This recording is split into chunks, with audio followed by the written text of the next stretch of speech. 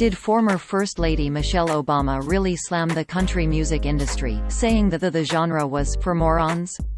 No, this is not true.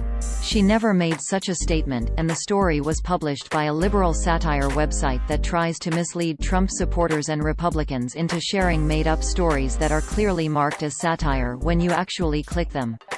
Articles from the site are frequently copied by foreign-run fake news websites. The people liking and sharing these stories are enriching foreign website operators or a liberal from Maine via the ad revenue generated with the content, which is probably not what they expected or wanted. The claim appeared in an article published by America's Last Line of Defense, or We Are Allowed, on April 15, 2020, titled "Michelle Obama Slams Country Music, Says It's Music for Morons." The story read, in part, quote, "Michelle Obama and her husband Barack are music fans. They love it. Except for country music, apparently drives them around the bend. They were recently interviewed and asked what concerts they would see after the crisis was over. They both said the obvious.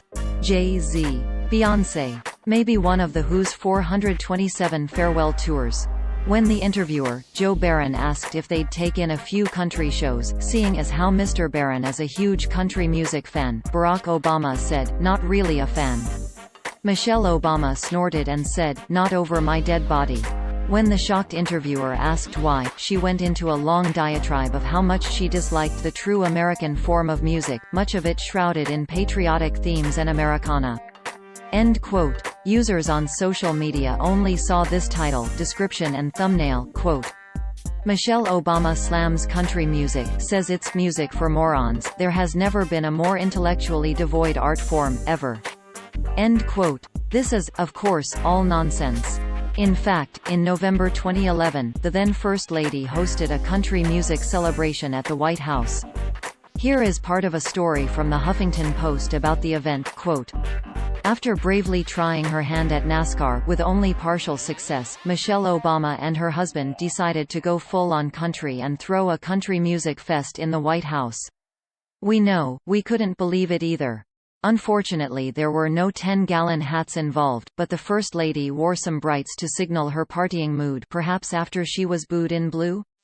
For the daytime activities, which included a history of country music, from barn dances to pop charts workshop with Chris Christopherson, Darius Rucker and Lyle Lovett, Flotus popped in a bright red and pink three-quarter sleeve dress as she addressed the group of kids. "We've invited you here because I want to make sure that the White House lives up to the name, the People's House," the First Lady told the children. "That's what everybody calls it, what we call it.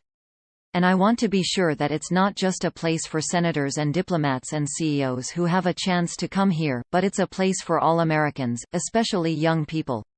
The People's House, that's a new one. But the Obamas proved it by having the kids sit right in the state dining room, with the fancy chairs and crystal chandeliers." Of course, for such accommodations, Michelle got a bit more dolled up later that night.